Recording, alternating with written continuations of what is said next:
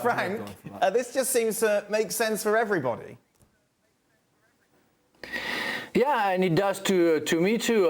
The only thing is I'm sad today. I mean, we are turning a big page of the history of football with the big story between Ronaldo and Messi. That's the end of it. We saw Ronaldo leaving, and now it's Messi, so we're going to go for another chapter of maybe fantastic players, but those two drove us to the top of the top for more than a decade, even almost 2 decades. So it's a big turning page.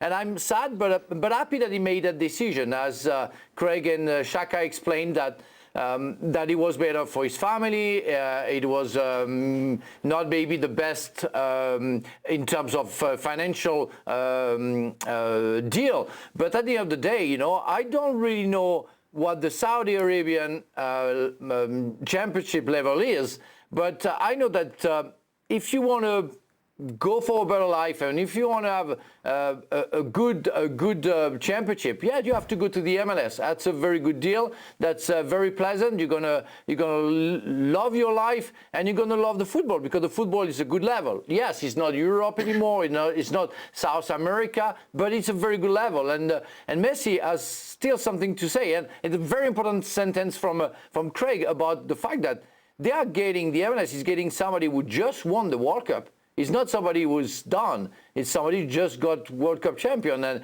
it's a big deal for this country who wants to develop soccer at the best. And yeah, I'm happy for the MLS. If Messi's happy, I'm happy, but I'm sad for football. Seems Paris wasn't big enough for the both of them, was it? Leboeuf and Messi. Leboeuf and Messi. There's only one winner there. At least I know we'll get to Barcelona. I know we'll get to that, but at least we can stop. Andy's father can stop piping on about this Barcelona thing. At least that's done. Yeah, we're going to talk about that in a minute. Well, I figured we're going to talk about that. That's why I prefaced that by saying we'll talk about it in a moment. Miami are obviously going to try and monetize this as much as possible, Seb. You mentioned the downtown stadium, but that's a long way away. The stadium at the moment's got 18,000 capacity. Will they move to like the Hard Rock Stadium or a bigger venue? Because surely you could sell that out however many times over. Yeah, exactly. You're bringing Messi in. I don't think 18,000 is going to be enough. The NFL stadium there, as you mentioned, the Dolphins' home holds about 50, 60. You could sell that out quite easily. The demand is off the roof. You can't get 2023 season tickets anymore. You can put a $2,000 deposit in on 2024 season tickets for a chance, and that deposit is non-refundable. And I got a buddy who just did it, so people are going crazy. Wow. The tickets are out of control. From this morning, I got rich friends, and they don't work in this business. From this morning, you got tickets that were 50, 60 bucks. They're now $600, $700.